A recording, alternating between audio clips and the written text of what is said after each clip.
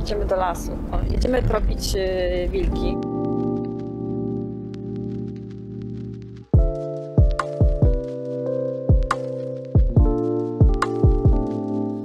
Rozpoczynam swój tranzekt, więc na początku włączam Oruxa.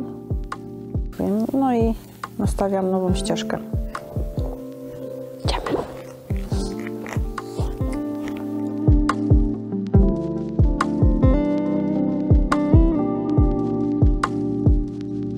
Popatrz tam, jak ciężko się chodzi po takich miejscach. O! I co mamy? Tropy wilka. No naprawdę, to nie było ustawiane. Naturalnie szłam, mówiłam, że tutaj jest odpowiednie miejsce na wilka i pięknie widać, jak wyszedł, albo wyszły, teraz tu ciężko powiedzieć, właśnie z tego terenu podmokłego. Tu są już tropy oczywiście takie też roztopione trochę, no ale też jakaś tam, mówię, kwestia opatrzenia. Widać, że to są wilcze tropy, to nawet widać, jak rozeszły się, więc dzięki temu widzimy, że były minimum 2 osobniki, ale tutaj też dosyć nierówno wchodził w trop jeden w drugi, więc widać, że był jeszcze jeden, czyli były 3 osobniki. Więc dzięki temu, że to są nawet dosyć niewyraźne te tropy, doskonale możemy zobaczyć, ile było minimum osobników. No i pięknie. Czyli teraz możemy pójść za tym tropem, bo oczywiście ten teren podmokły nie pójdziemy tak szczegółowo, tylko sobie troszkę zejdziemy tutaj, żeby oznaczyć to miejsce. Czyli teraz sobie zapisuję waypointa, pozycja GPS. To są tropy słabej jakości, no ale dzięki temu, mimo wszystko, że jest taki trop, to możemy spokojnie odmierzyć sobie tą odległość między tropami, mniej więcej wielkość. Oczywiście na to zwracam uwagę, na wielkość, ponieważ przy topniejącym śniegu wielkość tropu jest zniekształcona i to się tyczy wszystkich zwierząt, wszystkich tropów. To są już tropy starsze, więc możemy iść spokojnie w kierunku, w którym szły wilki.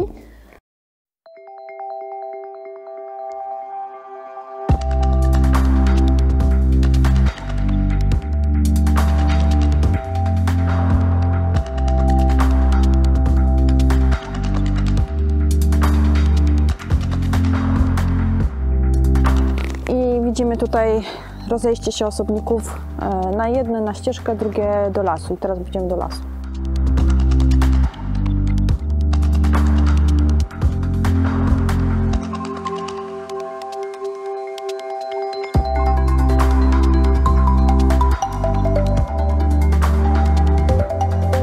Tutaj już tropów nie widać dobrze.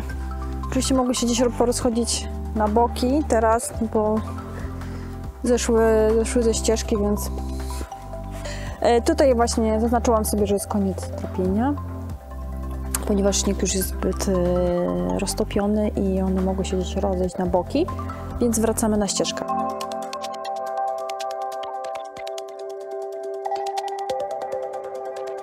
Fajny las, inny klimat, czuję to, taki wilczy, taki przyjemny.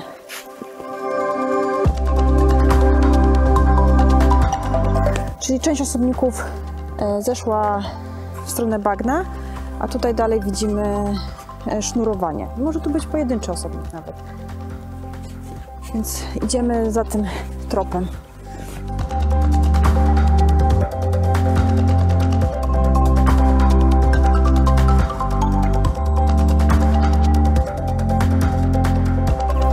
No, widać takie odległości typowo wilcze między tropami.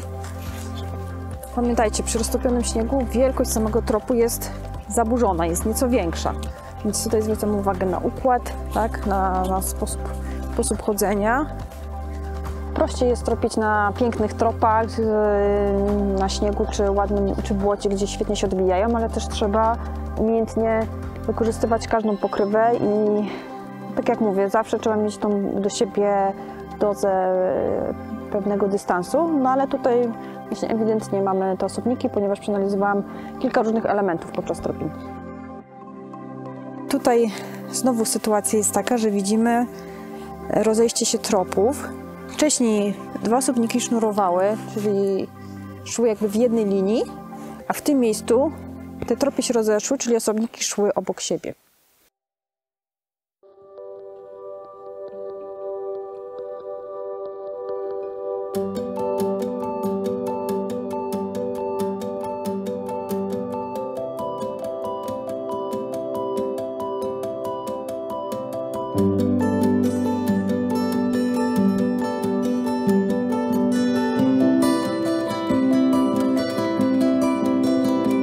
O, i tu pięknie widać, jak znowu weszły do lasu.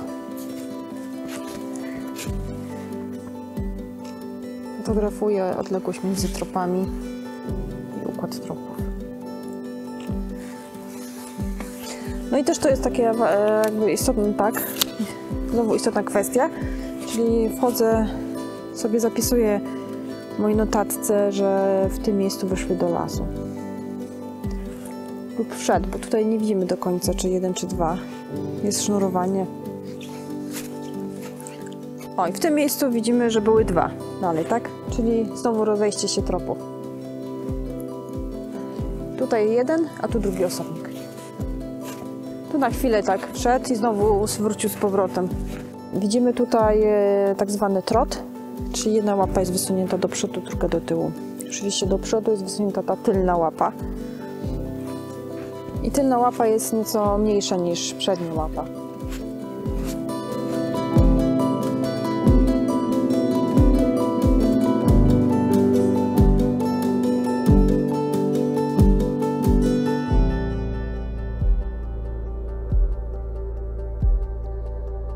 Na dzisiaj to koniec, ponieważ śnieg coraz bardziej topnieje, ale na pewno tutaj wrócę, jeśli będą inne warunki jeszcze pogodowe. Robimy się głodni. No, ale tropienia udane. Oczywiście. Jak są wilki, to znajdzie się. Tak to jest. Idziemy. Jeżeli interesujesz się przyrodą i chcesz oglądać więcej podobnych materiałów, polub ten film oraz zasubskrybuj nasz kanał. Odwiedź też nas na www.pracaprzyrodnika.pl oraz na portalach społecznościowych.